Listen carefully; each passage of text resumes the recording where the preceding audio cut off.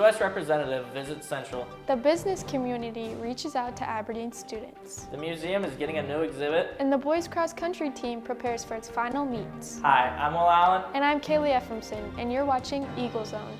A-Tech Academy on Central's campus is getting a lot of attention lately, from politicians to business leaders in the community. U.S. Representative Dusty Johnson walked through the building to learn about career and technical education options for students from Aberdeen Central and other schools in the area. Eagle Zone's Braden Engelking followed along during the tour and joins us with that story. Braden? Will, at the high school level, CTE is defined as courses that focus on the skills and knowledge required for specific jobs or fields of work. That's according to the National Center for Education Statistics.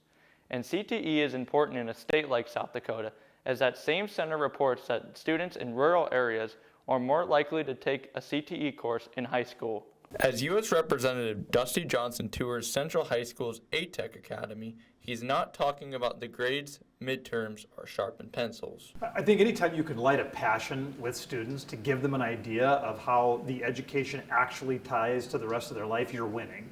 And as I was going through classrooms and through shops, it was evident to me the students are learning a lot. They're really getting excited about how they can translate this information into a great career. Careers tied to CTE programs are in high demand across the country and right here in South Dakota. So many schools are stepping up and doing a better job with CTE than they were doing 10 or 20 years ago. I don't know that anybody's doing it quite as well as Aberdeen Central is.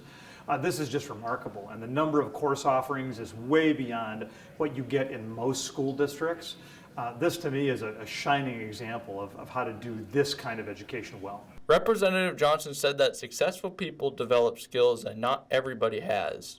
I don't think education can be one size fits all. I think at some point you've got to find something that interests you.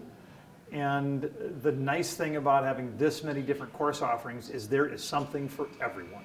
While finding your career path is important, Johnson wants students to learn as much of a variety of topics as possible. Certainly great CTE education can be about developing skills that will help you in the workplace, but it doesn't have to be. Like so many other parts of the educational experience, sometimes it's just about exercising that muscle, teaching you something new, opening your eyes up to a different experience. And so, listen, I think it's a great idea for somebody to take an auto body class, even if they're never going to work in a body shop. I think it's a great opportunity for them to go learn more about health careers, even if they're never going to be a provider or work in the healthcare industry. I also asked Johnson what types of CTE courses he'd like to see offered in South Dakota. He said he deferred to the experts in education who are tasked with balancing the student interest in the job market in the state. Thanks, Braden. Popular CTE courses nationally, according to the Center for Education Statistics, are also some of the popular options here in Aberdeen. They include classes in the areas of human services, agriculture, IT, and business. Businesses in the community are reaching out to CTE students taking classes at the A-Tech building. They want to make sure students know they can take skills they're learning in class and apply them to jobs right here in Aberdeen. Eagle Zone's Brock Anderson joins us with that story. Brock? Kaylee, October 4th is National Manufacturing Day. This year, the Aberdeen Chamber recognized the day by bringing businesses to the halls of the A-Tech for a career expo. These 8 Aberdeen businesses at a career expo want students to know that there are options for them right here in Aberdeen, regardless of which path they choose after high school. So every job is a little different. Some obviously do require 4-year degrees, some maybe a 2-year associate degree, and some not at all. Some will do on-the-job training. And some of these businesses have options for kids when they're still in school. Morgan Hewer works with the Department of Labor.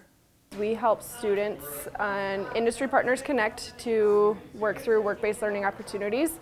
So this would be like our job shadows, internships. At Department of Labor, we do have an apprenticeship program as well. Regardless of what students are looking for, this day is about making sure they know what Aberdeen has to offer. Sometimes you drive by a business, maybe like 3M, but don't really know what goes on inside of there, and you don't really know what kind of jobs they have. We've got jobs in technology, in agriculture, manufacturing, in business, in healthcare, so a wide variety of jobs, and it's a great job market, so we'd just like to encourage as many students to just stay right here in Aberdeen. Students from Central have attended this event in the past, but it was off campus. This is the first year the job fair took place in the ATEC. Thanks, Brock. A proclamation from the White House on National Manufacturing Day read in part, "We celebrate the ingenuity, grit, drive, and determination of the American worker. We thank them for their contributions." STEM is a big word in education these days. It stands for science, technology, engineering, and math. That's been getting a lot of attention in recent years. When people think STEM, they might think of new and innovative things. So Eagle Zone's Mason Mulligan brings us to the museum for a story about it. Mason, please explain. While STEM earns a lot of attention nowadays, you can trace its use back years, decades, or even millennia. A new exhibit at the Dakota Prairie Museum showcases how STEM has helped shape history. Taking a step back in time at this museum shows us that STEM being used hundreds of years ago has shaped Aberdeen into the Aberdeen it is today. Well, STEM is a term, I think, that is newer, that people recognize these days.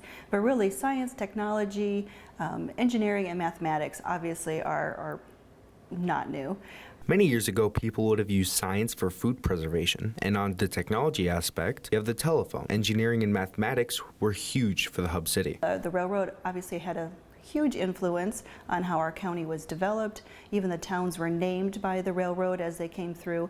So that engineering marvel that came through really set us up to be a successful community. A Smithsonian traveling exhibit at the museum provides many more examples. It talks about how communities came together and used ingenuity, innovations, which do include those STEM elements, to better their life and their community. The exhibit I talked about earlier will be at the museum this Saturday and will stay until this coming January.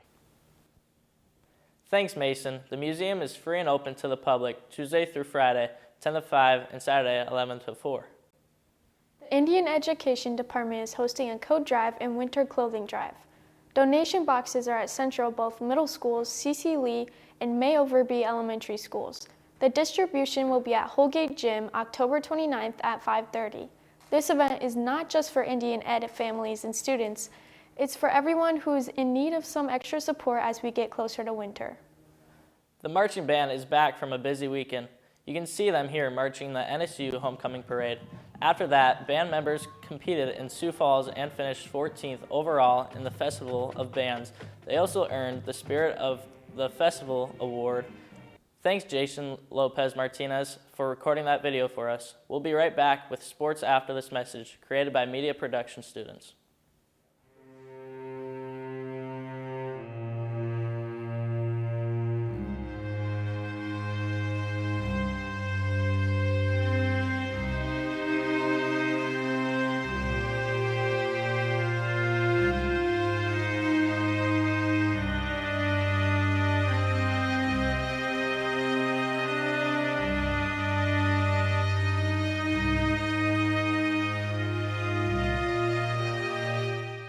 When you run from school, you're not just running from your education.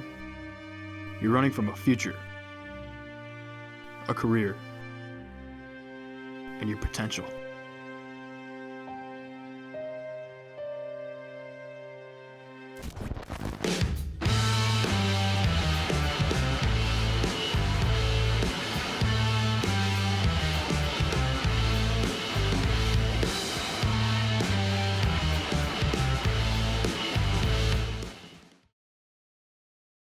Welcome back. I'm Preston Brake with this week's Eagles on Sports.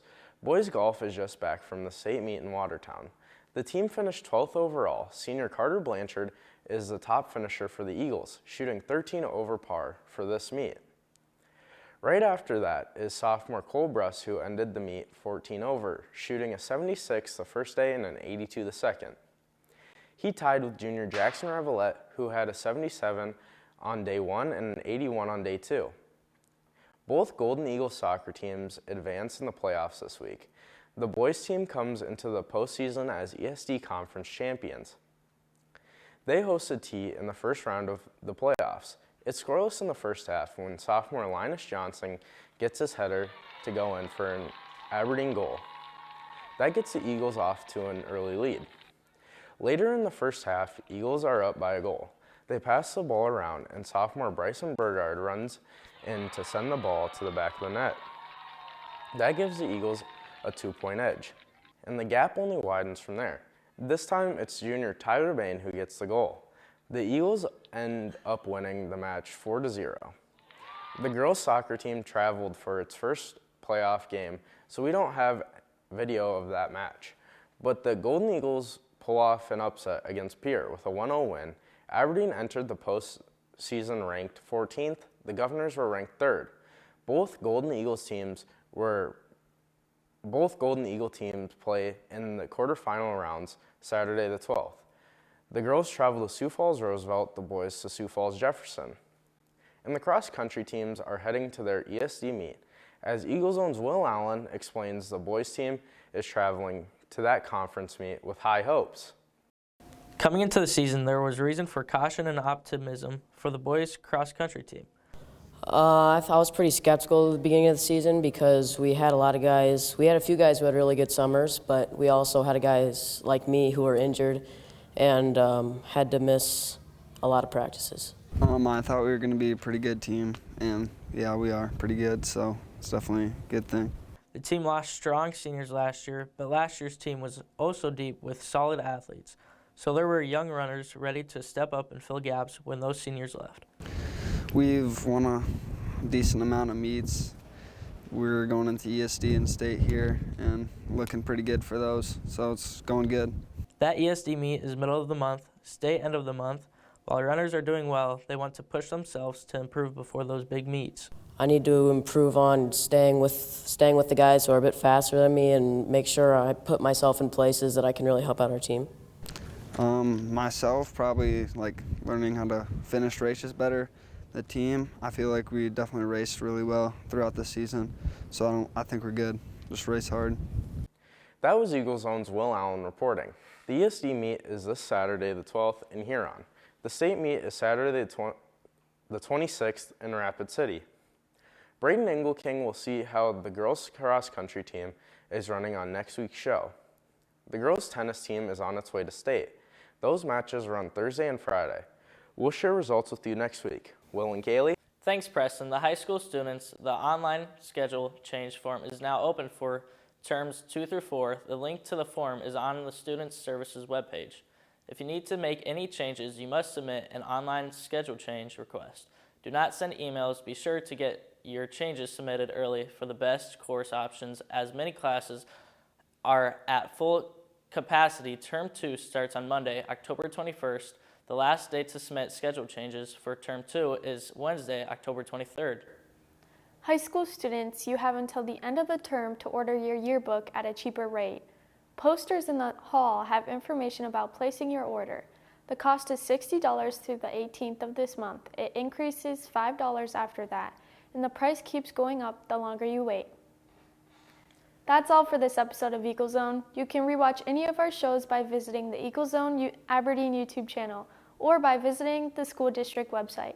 That's aberdeen.k12.sd.us. We'll leave you this week with some shots from the fall play with Eagle Zone. I'm Will Allen. And I'm Kaylee Ephraimson. See you next time.